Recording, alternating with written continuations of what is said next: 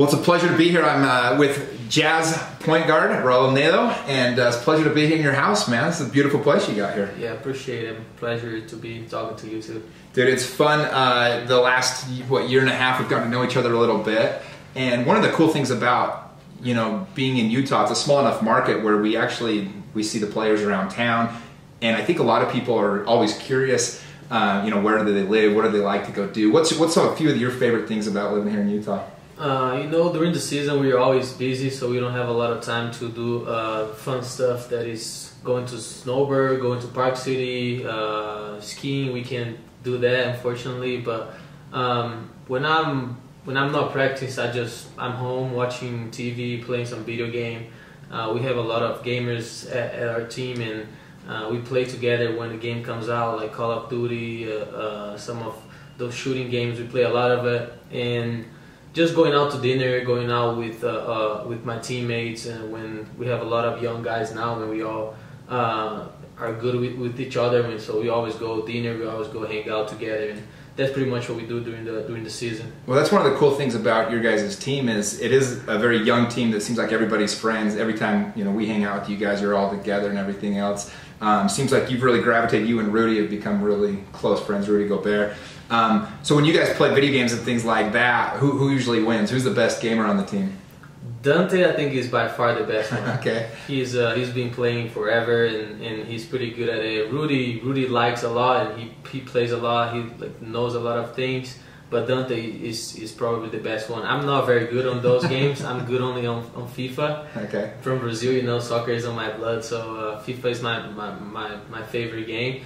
I'm not really good on shooting games, but I still play with them. No, that's fun. Where in Utah do you guys like to go out to eat? What are a couple of your favorite spots to go check out?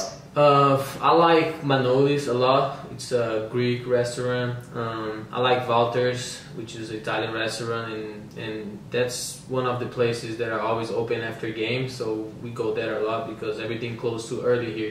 Sometimes we end up our games at 10 and everything's closed, and sometimes we just give him a call and say, hey, we're going after the game, so he just keeps the place open for us. So those two places is probably my two favorite places here. Cool. Very cool. Well, and you mentioned you're from Brazil. Growing up, what were you like as a kid? Did you always think you were going to be a basketball player, or were you a soccer player or football like everybody else? It's a funny story because I played soccer until I was 13, and I was playing both until that age, and all my friends were playing soccer because everybody played soccer there. So I stopped playing basketball for like a couple months to go play a tournament, and I used to play indoor soccer, and that was my first real soccer game tournament, and I didn't do very well. It was a lot different. I was pretty good on indoor soccer, and then I came back for basketball.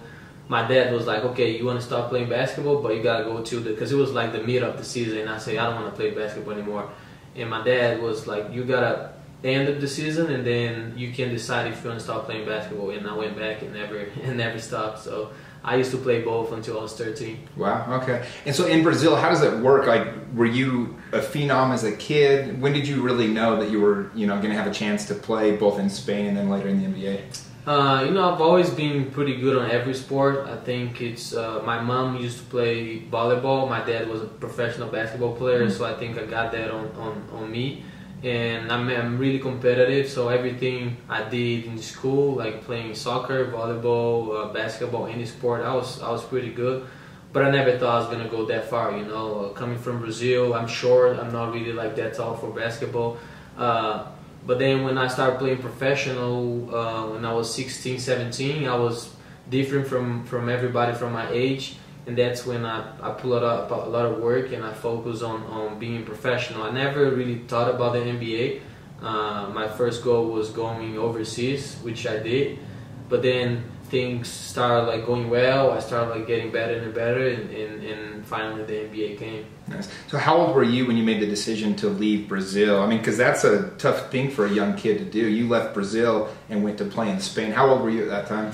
I was 18. 18? Yeah. So was that a tough adjustment to leave home at that young age and go play over in a foreign country? Yeah, I was lucky because I had great teammates that helped me a lot. I live in San Sebastian. It's a small city in Spain, and everybody there were amazing with me, so it helped me a lot. My mom came for the first 2 months just to like get everything set up. I moved to live by myself in my own apartment, and it was a lot of different things that I had to adjust. But my teammates, my family was always with me, so it wasn't that hard. Gotcha. And what do you miss most about Brazil?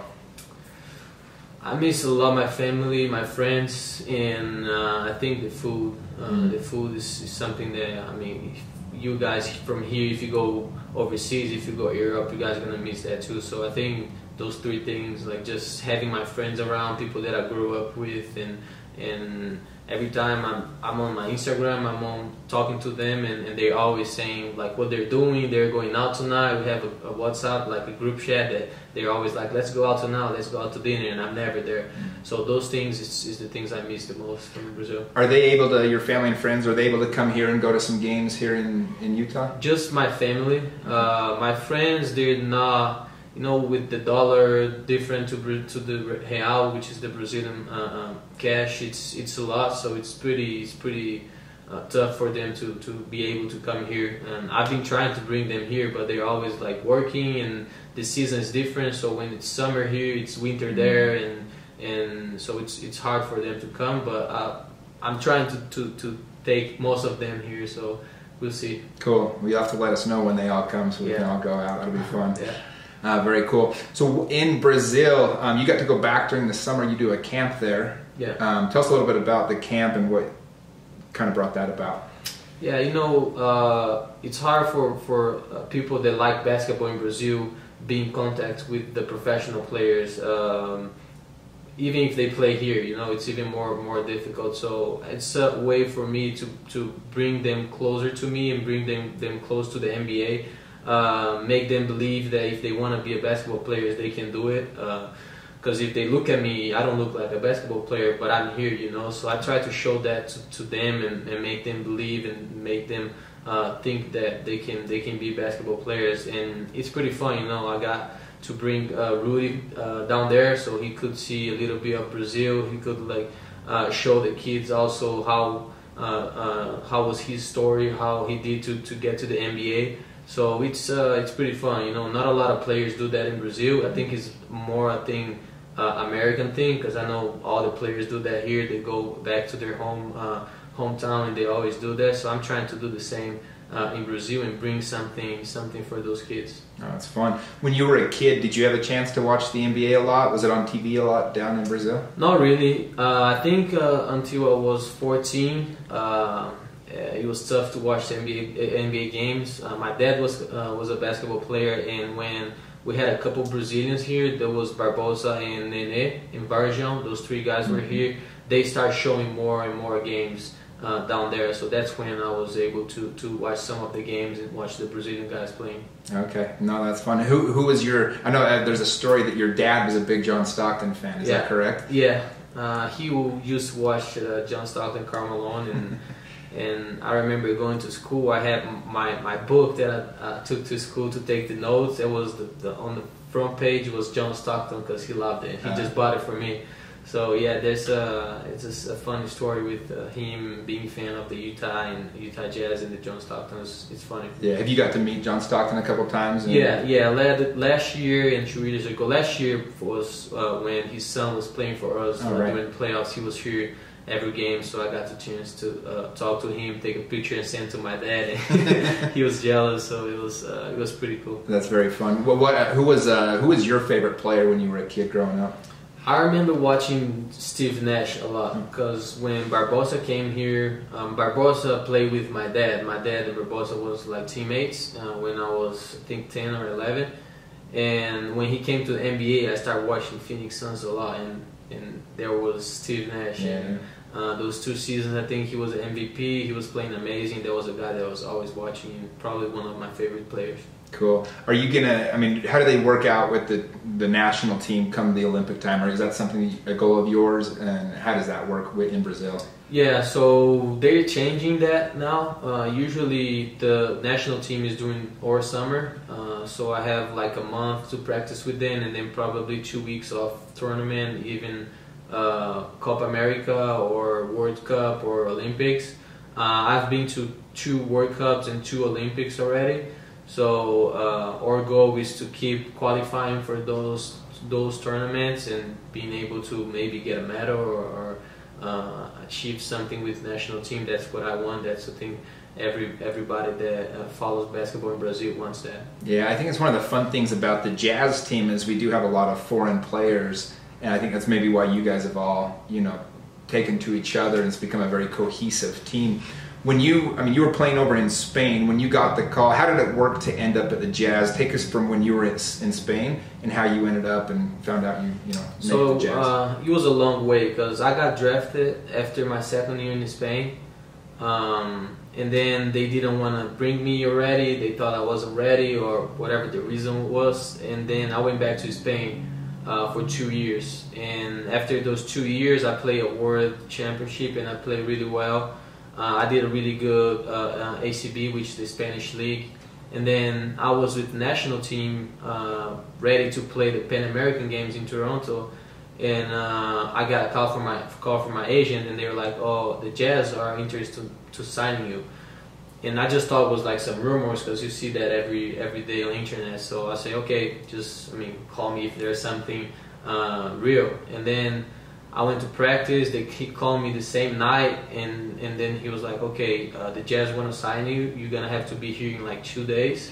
You have to leave national team because if you get hurt on practice or something happened, they won't sign you." So I had to tell all my teammates that I had a problem with my family because I couldn't tell I was gonna sign with the Jazz because Dennis, the GM, didn't want anybody calling them and asking about like them signing me. So I just left there. Everybody was worried about me, worried about my family, and so I left. I came here like 2 days after, and I signed with the Jazz. So it was a pretty cool moment, and unfortunately I couldn't play for a national team, and they won the Pan American Games.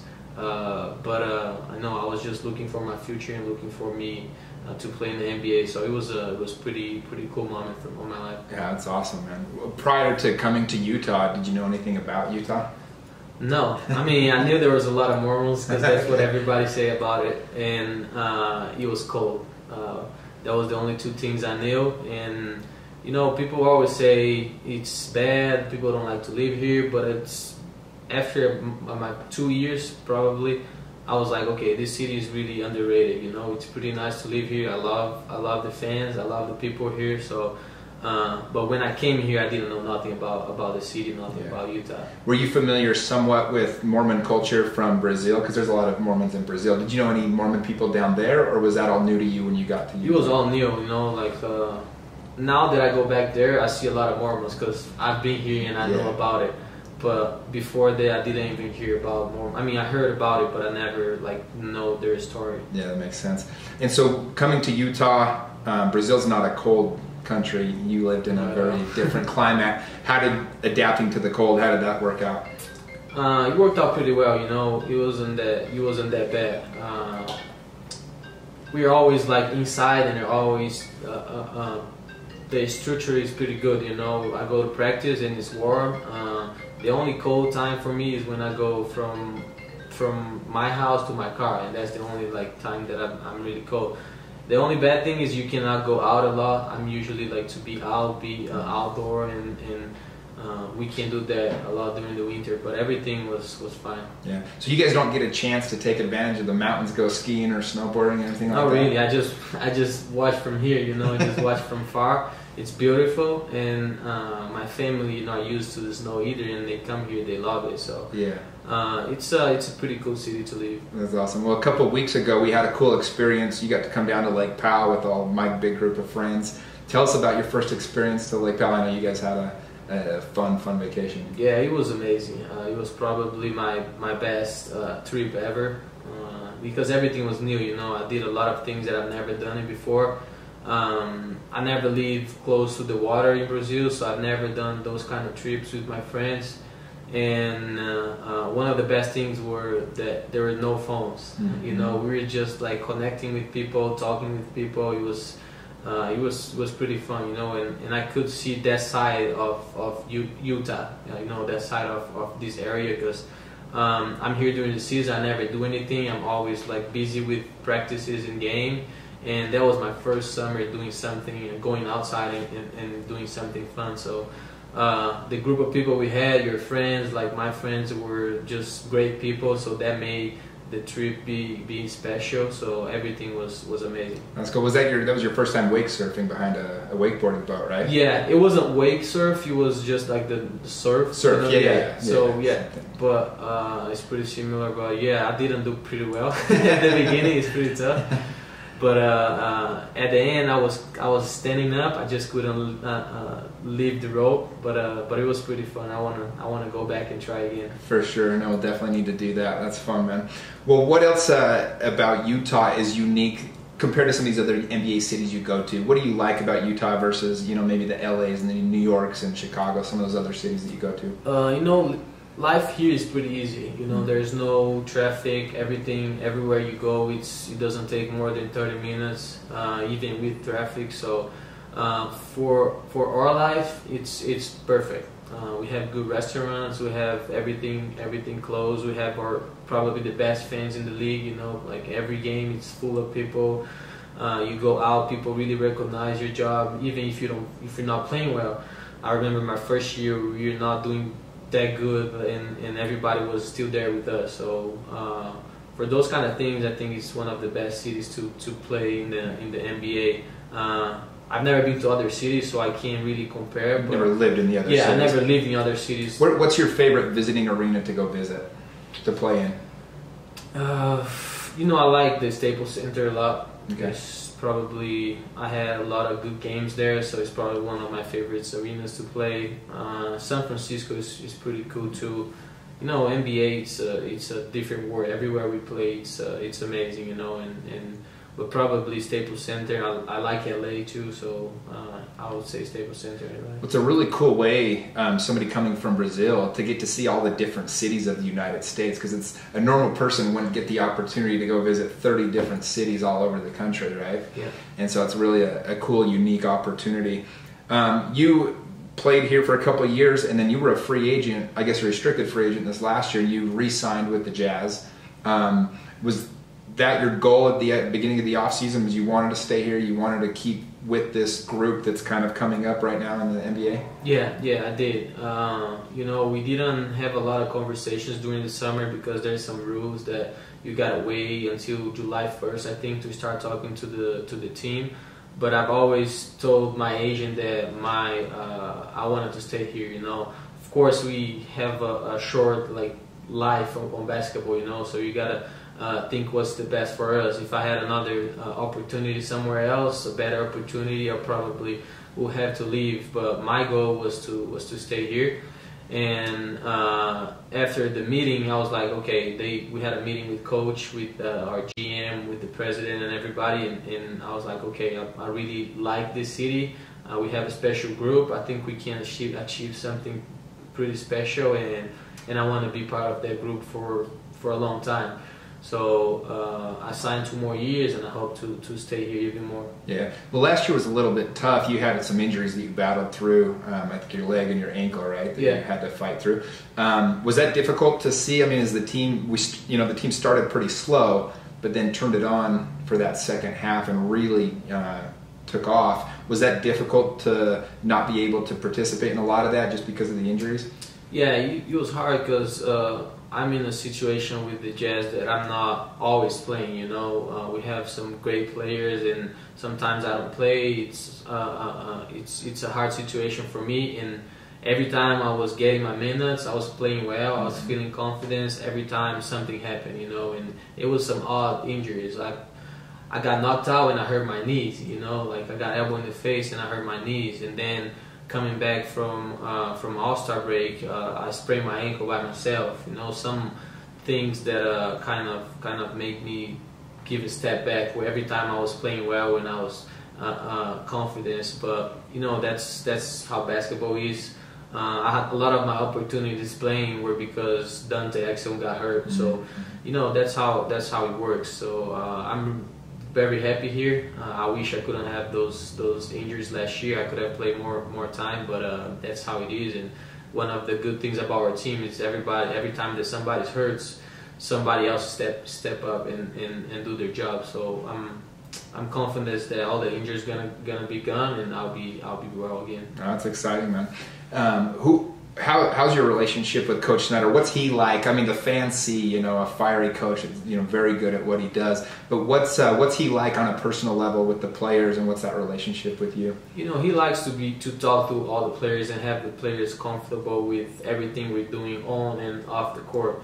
Of course, it's hard for him. We have 15, 16, 17 players, and it's hard for him to have the same relationship with everybody. So, of course, with the guys that play more minutes, he talks more, and which is normal. But I think he likes me. He always tells me that he likes the way I practice. I'm always there, and I'm always there on time. I'm always working harder than everybody, and I think that's one of the things that made me stay with the team those 3 years and sign another 2 years. So my relationship with him is pretty good. He's always straight up. When I'm not playing, it's hard for the coach to tell you that to the players. So he comes to me and he's like, "Okay, you're not playing today because of this or that, or whatever the reason is," and he always straight up, which I like. It's nice when you know where you stand, you know why, you're not worried about it, right? You're just, today my job is to do this, tomorrow it'll be to do that. Yeah, and even when you don't play, you feel part of the team, you know, because he's telling you why. So it's a good approach that I have with him, he has with me, so it's always been a great relationship between us. Yeah, I really like that. That's probably why he's such a good coach. But. Exactly. So what's the team like? Who's the joker on the team? It seems like online, I mean, obviously Joe Ingles and Rudy, they like to jab at people a lot online. Who's the biggest joker on the team? Seems like there's a lot of you guys on the team that... I think it's Joe by far. He's the guy that he's making fun of everybody, but you cannot make fun of him. He always go like deep on you, and I mean he will do everything to make you feel bad on his jokes. So it's good to have somebody like that in the locker room because it's such a long season and you need some of that. Donovan is a guy that is always. He was a rookie, so he couldn't talk a lot last year, but now he's getting confidence. He's like joking with everybody. We have a great group of guys, and everybody's good with that. So it's. Yeah. But I would say Joe is probably the first one always to joke with everybody. No, that's fun. Who's the hardest player you ever faced to guard? For me, was Westbrook because there's a lot of good players. Damian Lillard is amazing. Kemba Walker. Stephen Curry, Kyrie Irving, but Westbrook has something different that for me with my size it's hard to guard. He's always going at you. He's strong, he's fast, so for me every time I played against him I had a lot of trouble, so it was probably the hardest point to guard. Westbrook. That's fun. Do you have a favorite moment so far in the NBA, a game or a moment that stands out to you as your favorite moment so far? There were some good moments, my first season I played a lot of games and I had some pretty good games, but I'll have to say our game against the Clippers last year. I think it was game 1. I wasn't even playing, but I felt amazing when Joe Johnson hit that game. 2 years ago. Yeah, 2 years ago. Yeah. We beat them. That's when Rudy went down early in the game as well, right? Exactly. Yeah. It was like when he went down, everybody was like, okay, now the Clippers got it. And we played well. I think I was still hurt, that's why I didn't play. And we came back, and Joe Johnson hit the game winner. It was amazing. Yeah, that was a fun game. That was a fun series. Yeah. Me and my buddies, actually, 7 of us flew out. We were sitting right on the front row, center court in LA. Oh, nice. Yeah. If you remember the 7 loudmouths, we didn't know each other then, but that was me and a bunch of the guys that you now know. So that was kind of fun for us. But no, that's fun, man. Well, what are you most looking forward to this season coming up? I mean, season's starting here in a couple of days. What are you most looking forward to? I'm looking forward for getting better. It's always been my goal because, like I said, my situation in the team, it's a tough situation, so I never know when I'm playing, when I'm not. So I always focus on getting better and being ready when coach calls my name. And that's what I'm going to do this season. If I play 1 minute, if I play 20, if I play 40, I'll be ready, and I'll do everything I have. So that's my goal, and that's how I try to get my mindset for the season. Oh, that's awesome. What would have you done with your life if you weren't an NBA basketball player? Is there something that you thought maybe you were going to do different when you were a kid, or something you always kind of had in the back of your mind?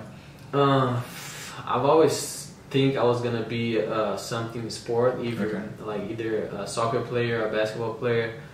But I really liked math when I was going to school, and I would probably be like an engineer or something with math. That was probably what I was going to do. Nice. Do you have any, like, do you know what you, once your playing career is over, hopefully you play for another 15 years, but when your playing career is finally done, do you have any goals or anything that is kind of on like a bucket list for your life afterwards?